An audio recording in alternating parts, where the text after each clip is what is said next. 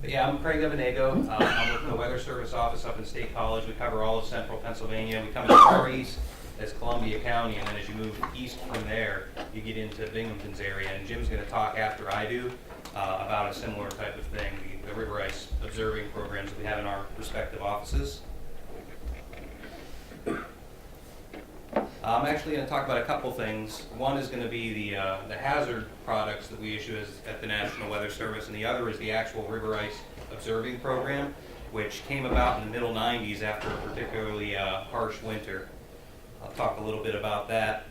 It was actually after the 1996 winter, and probably a lot of people remember that if you're from the local area. We had the blizzard of 96 in early January. We had a widespread 2 to 3 feet of snow cover. And then I think it was about the middle of the month, we had a big warm up. Temperatures got up into the 60s. We had an inch or two of rain on top of it. All the snow melted. It had been so cold previously that the rivers froze, and then when everything melted, the push of water went into the rivers, and it ended up causing all kind of ice jam problems. And you can see the program was started up as kind of a cooperative program between the Weather Service, the Susquehanna River Basin Commission, and some of the hydroelectric plants down there. To try and make sure that everybody's coordinating with one another, because it ended up causing all sorts of problems in '96. These were some pictures. Kind of the famous one was the Walnut Street Bridge getting torn off and driven downriver. Some ice up onto the train tracks, derailed some tracks. Safe Harbor Dam, I believe, was overtopped with ice, and so there was all sorts of damage to the top of the dam. And it had kind of a domino effect downriver, because Safe Harbor Dam is the first hydroelectric dam. Below them is Holtwood Dam, and below them is Conowingo Dam in Maryland. And so I think all the problems just kind of dominoed downstream. It overtopped Safe Harbor, then the push came into Holtwood, they had problems, and then the push came into Conowingo. And so we're trying to, I don't know if you wanted to speak to that anymore, if you will, Ben. I could say a few words now or later. I mean, I think fundamentally what we saw is that above Safe Harbor, in the lower Susquehanna, there are 4 hydroelectric facilities, Conowingo being the lowest. They are the most southern, right at the mouth of the Chesapeake Bay, essentially, and Safe Harbor above it. And what really happened was, you can actually kind of see it in the picture there in the lower right-hand corner, that hillside actually creates sort of a pinch point in the river, and an ice jam formed just above that, which backed up the equivalent of 600,000 plus CFS, cubic feet per second of water, which is a lot of water, even for those hydroelectric facilities. I think Safe Harbor can pass about 130,000 through their turbines, and then they have to start opening gates. But if you can imagine having a dam, a temporary dam that really, is going to break, but you don't know how it's going to break and when it's going to break. And release that slug of water.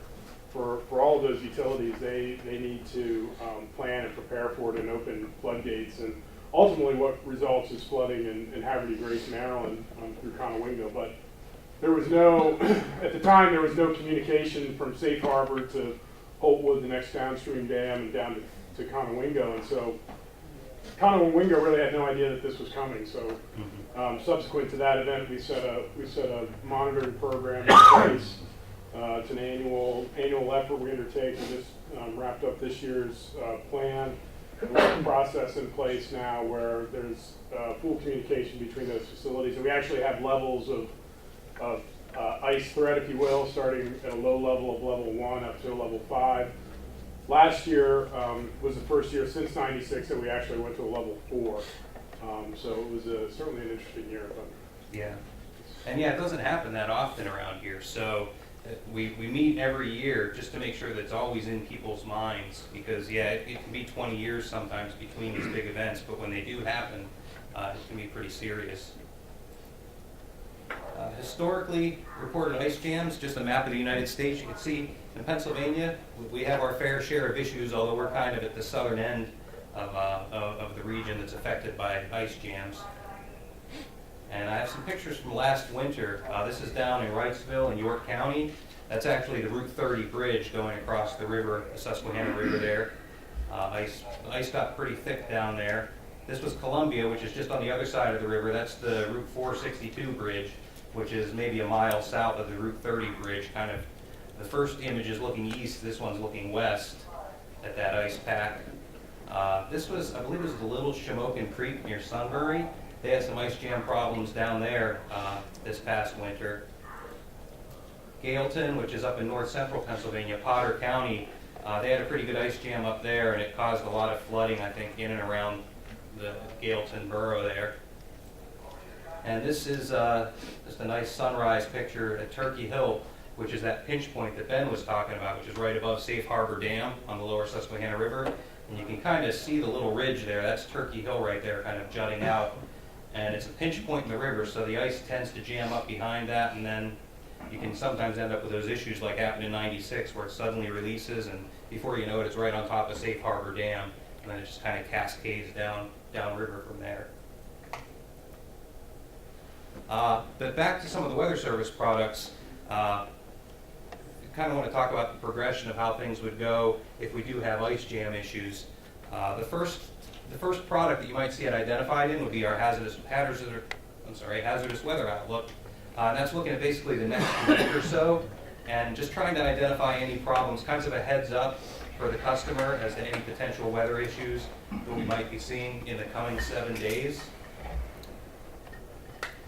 After that, as an event gets closer and the certainty that the event is going to happen ramps up, we might issue a flood watch. And actually last year when we had the ice jams down on the lower Susquehanna River, I think we had a week or so, it might have even been 10 days or something, that we had flood watches for York and Lancaster counties, and that was just kind of a heads up that, hey, it's, you know, there's problems along the Susquehanna River between the counties, and we had that watch going for several days this past winter.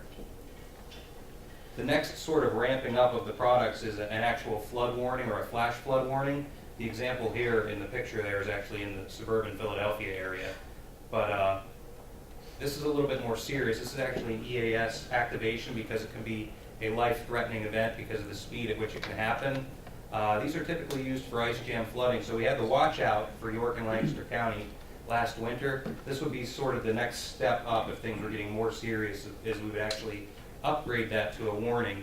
If we expect it to be something longer lasting, we may change that to a river flood warning, and that might be kind of a longer lasting event. Flood warnings are different from our flash flood warnings or our river flood warnings in that they're only for point locations, and they're always for point locations where we have gauges. So Bloomsburg is one of those points, Wilkes-Barre is one of those points, Harrisburg, Marietta, just sort of major locations along the river where there are actually gauges that we can monitor the river stages. We can also do these county-based warnings for widespread small stream flooding. So if there's all sorts of issues across Columbia County, we may end up doing some sort of an aerial, like a widespread small stream flood warning. We also have decision support services. It's kind of direction the Weather Service has been moving in, is trying to be in better communication with what we consider our core partners. A lot of it's emergency managers. Probably a lot of you have seen these briefings that we send out. Typically, if we expect a significant event to be happening, we send these out. If you're not on the list to receive these, certainly give me your contact information and I can add you to the email list. I'll have my email address at the end of this presentation, or you can come up to me and talk to me, but we're trying to get these to as many people as possible, so if you don't receive them now, let me know and we'll add you to the list. And typically there are these email briefings. When things get very serious, we'll sometimes have a webinar. Typically, I think our WCM, Peter Young, would lead those webinars. And we can also do one-on-one phone briefings. You can call the office anytime. We're manned 24/7. There's always someone there to answer the phone if you have any questions. And this is just an example of the email that comes out, and we just attach the briefing to that. But like I said, if you don't receive these, give me your email address and we'll put you on the list. As far as river ice reports go, we've got, I think in central Pennsylvania, we have about 70 observers right now, and we try and get them strategically located along the river. They're either people who live along the river or work along the river and are out monitoring the river sort of periodically, I guess, or regularly. And those people will send us observations from the point location that they're at, and we compile those daily, and we send out this RVS product, we call it the River Ice Statement, and that just has a summary of all the ice observations that we're receiving. And this is what that RVS product looks like. And you can see it, this is actually a pretty short one. A lot of times we'll have a dozen or more observations on here. But like I said, we issue this every day around midday, and it's just got a summary of all the observations we're receiving from our spotters. And for the people to submit ice reports, we have them using a Google website. That's how we gather everything together. And I'll just sort of give you a preview here of what it looks like. When you get onto the page to enter a new ice report, you would just select this button right here, and it takes you to this page. Every observer has a unique ID number that we give them, and then you put in your location and all these scroll down bars, date, time, and everything.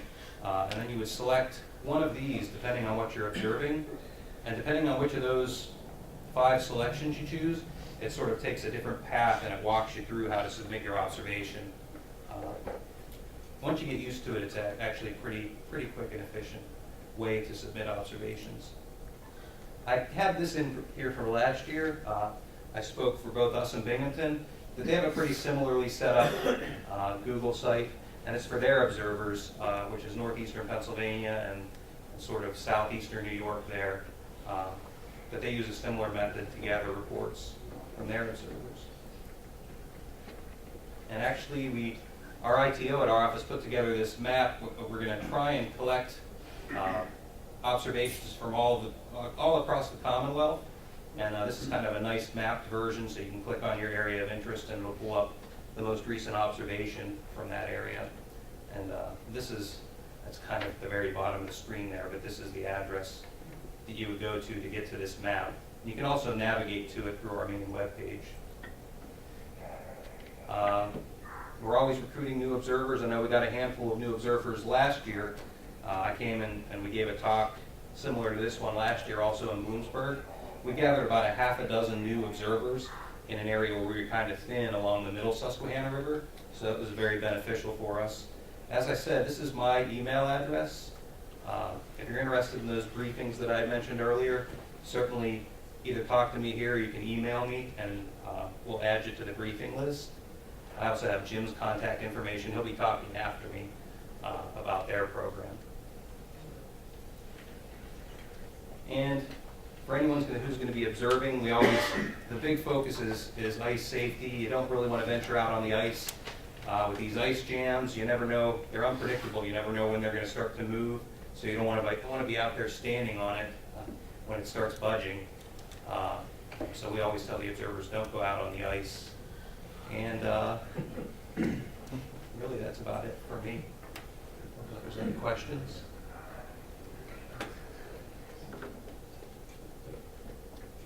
No questions? You primarily just the rivers, not or just some big streams? We have observers along big streams as well. I'm trying to think of some. Pine Creek, Sherman's Creek, Swatara. Some of the bigger creeks, actually Fishing Creek out here probably wouldn't hurt to have someone along there.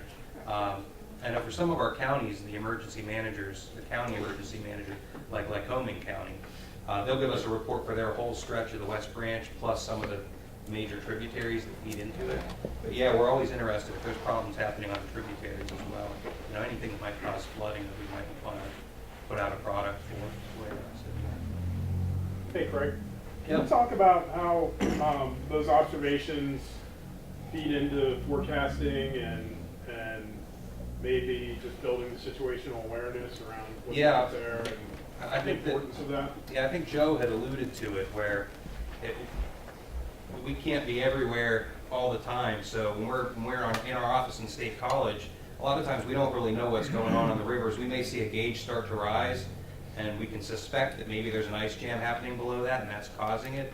But the observers are our eyes out on the rivers, so they're the people who are letting us know what's happening where, and that's really beneficial to us. If we find out there's a jam and it's starting to cause some issues, like I said, we can issue a flash flood warning for an area and get the word out to as many people as possible that there's problems starting to happen. So it's really a key for us, is having those eyes out on the river. I guess that's the biggest way that it plays a role for us. And it can start, I think, a domino effect where if we find out there's issues, we can let people know. It's the whole ice jams group that Ben was talking about at the beginning of my talk. We can sort of get the ball rolling and start notifying people that, hey, there's problems starting to happen. You might want to get to a heightened level, I guess, of communication between like the hydroelectric dams or something on Safe Harbor. That would be specifically for the lower Susquehanna River. But that's how it benefits us, I think. Yeah, I think the important point to note is that, when the rivers are not frozen and the system's not congested that way, I think you guys are pretty capable and able to do, to accurately forecast what's happening in the rivers. But when you start plugging up the system with ice and all the uncertainty around that, I mean, all bets are off really in terms of what the actual river flow is going to be. And so the more coverage, the more understanding you guys, I think, can have as forecasters of the river, the River Forecast Center will certainly help in understanding, where water might be backed up, where you have potential for surge releases. Still very difficult to forecast because of the uncertainty, but I think the more resolution that you can have in that front will only better serve us all in terms of situational awareness and potential outcome from any rapid melt breakout. And yeah, we're co-located with the Mid-Atlantic River Forecast Center in State College. They're actually just sort of right across the operations area from us. And they're the ones who are actually issuing river forecasts for the specific points that I mentioned, like Bloomsburg, Harrisburg, Marietta, Wilkes-Barre. Actually, yeah, they're covering Wilkes-Barre too. They cover the whole Mid-Atlantic. We basically, in our office, we're just looking at weather forecasting for central Pennsylvania. But the Mid-Atlantic River Forecast Center is looking at the whole Mid-Atlantic and any sort of flooding issues and flood forecasts. They're issuing those. Any other questions or anything?